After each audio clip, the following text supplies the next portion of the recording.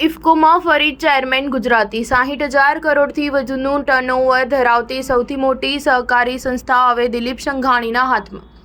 બિનહરીફ ચૂંટાયા. ખેડૂતોની સૌથી મોટી સહકારી સંસ્થા ઇફકોના ચેરમેન તરીકે ફરી ગુજરાતી દિલીપ સંઘાણી બિનહરીફ ચૂંટાયા છે, જ્યારે વાઇસ ચેરમેન તરીકે બળવિંદરસિંઘ બિનહરીફ ચૂંટાઈ આવ્યા છે.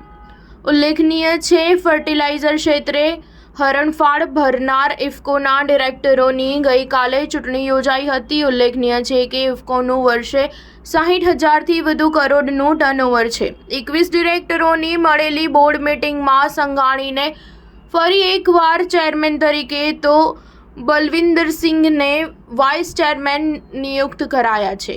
મૂળ અમરેલીના એવા સંઘાણી ખેડૂતોની અનેક રાષ્ટ્રીય અને આંતરરાષ્ટ્રીય સંસ્થાઓ સાથે છેલ્લા 4 દશકથી જોડાયેલા છે, તો ઉત્તર પ્રદેશના વતની એવા બલવિંદરસિંઘ પણ ખેડૂત આગેવાન તરીકે વર્ષોથી કાર્યરત છે.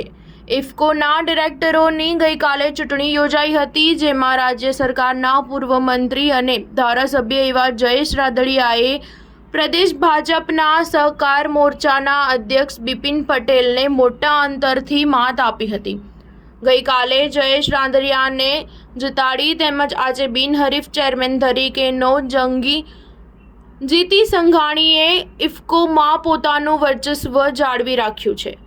ચેરમેન તરીકેની દિલીપ સંઘાણીની આ બીજી ટર્મ છે. આગામી 5 વર્ષ માટે સંઘાણીની ઇફકોના ચેરમેન તરીકે નિયુક્ત થતા તેમના સમર્થકોમાં જશ્નનો માહોલ છે. સ્ટાર ન્યૂઝ 7 હંમેશા સચ્ચાઈની સાથે.